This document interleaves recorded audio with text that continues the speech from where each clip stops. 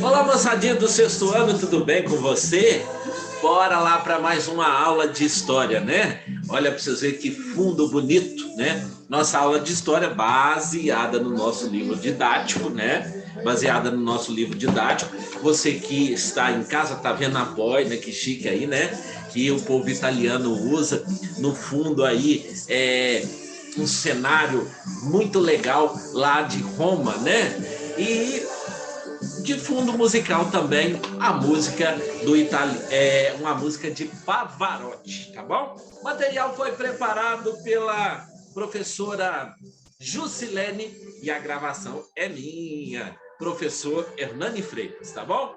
No seu livro didático, você vai pegar lá na página, você vai pegar a página 164, né? Nós vamos ver da página 164 até a página 168, tá bom? E as atividades vai ser 1, 2 e 3 da página 172. Continuamos falando da Roma Antiga, né? Então, da Roma Antiga, nós vamos falar das vivências culturais, né? Das vivências culturais. Bora lá, então, falar um pouquinho das vivências culturais da Roma Antiga, né? Pessoal, as vivências culturais, a arquitetura romana, vocês estão vendo aí, né? Lá no fundo, um sobrado lá, né? Uns prédios, e aí no fundo as construções antigas da Roma Antiga. Os romanos construíram, por exemplo, anfiteatros, os romanos construíram termas, arquedutos para levar água, né? Templos, palácios, monumentos, criaram também muitas estradas, né? Os teatros e os anfiteatros, durante o Império Romano, fizeram muito sucesso. Claro, fizeram muito sucesso. Eles tinham uma forma semicircular, né? Como vocês estão vendo aí no fundo, isso aí era um teatro. Os romanos tinham admiração por comédias, tá? Pelas tragédias, pelos poemas teatrais, inspirado no teatro grego, né? No teatro grego. Então, vocês já ouviram falar lá nos gladiadores? Tinha os gladiadores, aqueles que lutavam, né, com animais, ou se gladiavam, se brigavam entre si, e aqueles que não morressem ganhavam a sua liberdade. Às vezes eram escravos, né? Às vezes eram escravos. O combate entre os gladiadores, eles eram feitos contra animais ferozes, né? Aqueles animais ferozes, e aí eram feitas em um dos lugares preferidos para isso, era conhecido como Coliseu, né? Coliseu que chegava a reunir em torno de 90 mil pessoas, viu? Os termas e os arquedutos, o arqueduto era a construção que conduzia a água até a cidade de Roma, né? Era fonte, reservatório de água da cidade e tal. Os arquedutos eles começaram a ser construídos a partir do século IV antes de Cristo, tá? Eles achavam importante ter acesso à água fresca. Tinha também os lugares para as práticas esportivas, culturais, tinha as casas de banho, né? Os lugares onde eles tomavam banho lá, aqueles banhos coletivos, né? Todo mundo junto, tipo umas piscinas, viu? E a estrutura do arcos do triunfo, né? Arcos do triunfo. Vocês já ouviram falar de arcos do triunfo? Então, a arquitetura romana foi muito importante, né? E teve influência dos etruscos, teve influência grega, né? Então, lembra que eu falei para vocês que os romanos eram inteligentes, tudo que eles pegavam de outros povos que eles achavam interessante, eles levavam para eles, né? Não eram bobo igual outros povos. E muitas estátuas eles faziam, né? Os arcos do triunfo são um tipo de monumento decorativo. Como assim, prof? Decorativo, no formato de arco construído em lugares públicos, né? Geralmente tinham como objetivo homenagear governantes, militares, patrícios, né? As pessoas importantes, imperadores e etc. E tal. E vocês já ouviram falar no direito romano? Gente, o direito romano foi muito importante, né? Foi uma das principais características culturais da Roma Antiga. Os romanos criaram, então, um conjunto de leis que foram aplicadas nos seus domínios, nos vastos domínios, já que Roma foi um dos maiores ou o maior império já existente no planeta, né? Desse primeiro código são a Lei das 12 Tábuas, que foi criada no século V antes de Cristo, tá bom? Mas nem tudo estava escrito nessas leis, não. Nem eram devidamente cumprido a prática social nessas leis. Por exemplo, um cidadão pobre que processasse um cidadão romano poderoso seria quase impossível ganhar um processo, né?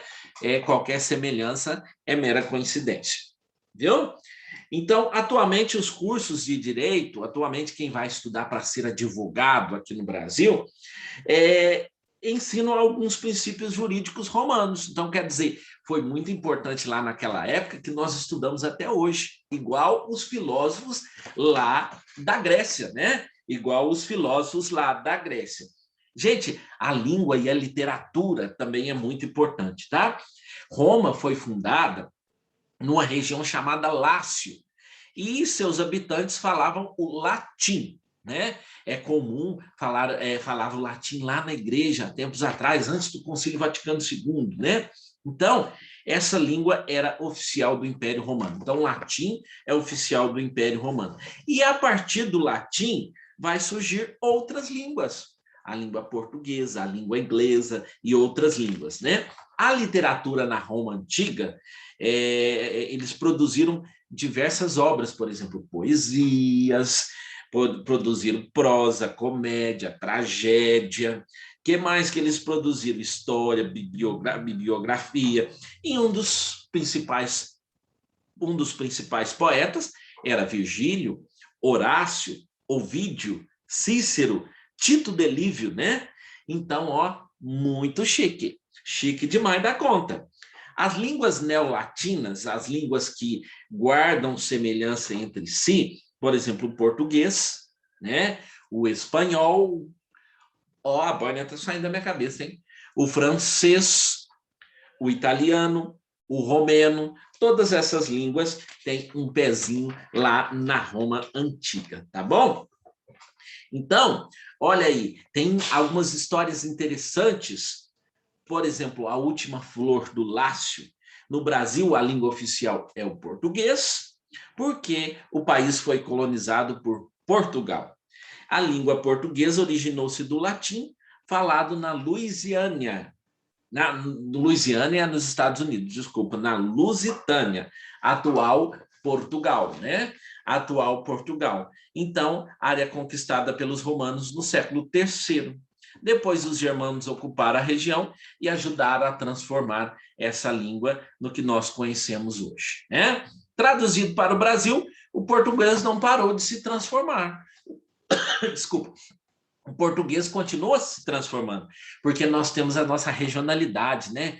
Oxê, mainha, uai, né? E muitas outras coisas. E aí a língua vai sofrendo transformações. A língua portuguesa falada no Brasil é tão rica que existe mesmo um museu dedicado, o Museu da Língua Portuguesa, que foi inaugurado em 2006, tá? E já recebeu milhões de visitantes, entendeu? Então, olha o tanto que é importante. É difícil a nossa língua, né? Tem muita coisa para a gente aprender, mas nós vamos aprendendo sempre, né? Vocês já ouviram falar da política do pão e circo? Gente, a política do pão e circo, a política do pão e circo era praticada lá